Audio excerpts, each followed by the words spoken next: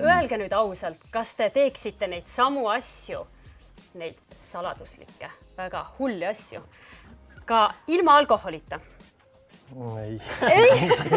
Täiesti vabalt.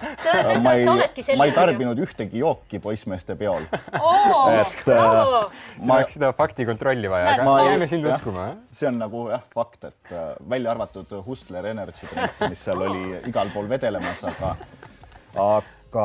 jah, ma ei ole kordagi ühelgi peol põrandal ärganud. Üldse. Aga Sander, milline mees siis sina oled kaine peaga siis, kui sa jood, et kui sa oleksid saates kaine peaga, mis me siis näeks seal? Siis ma ei räägiks üldse, ma arvan.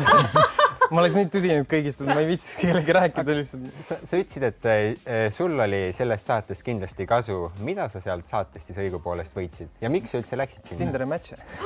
Ongi nii, Me arvasime. Aga see ongi mu päris küsimus, kas te mõlemad läksite sinna armastust otsima? No, minul oli võimalus raha võita, aga ma ei saa sama tema kohta. Juhan, sind ikka tehakse siin praegu natuke räpaselt Sandri poolt, et mis sa enda kaitseks ütled?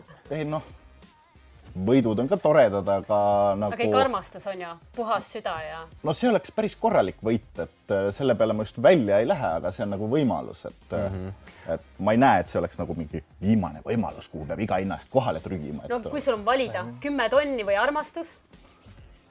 No mõlemad on toredad, aga 10 tonni eest armastust ei saa, et võib-olla odava kohtingu. No ma ütlen nimelt armastusega Bemmi ei tangi, nii et... Kuule, aga räägi see Bemmi lugu ära, see oli tõesti kultuslik. Arnold Oksmaa ja Bemm, kas sa natuke jagaks oma tagamaid siin vaatajatele?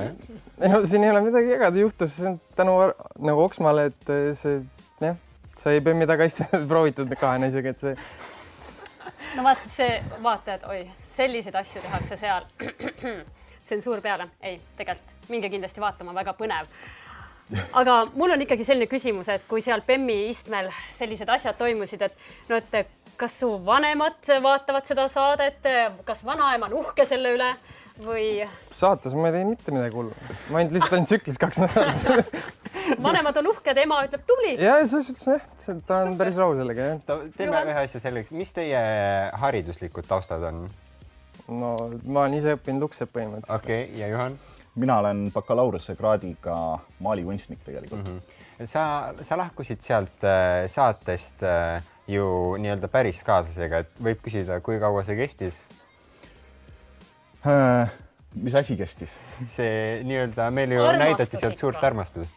Ei, no armastust kui sellist ei ole, aga tutvus kestab edasi. Väga lahe.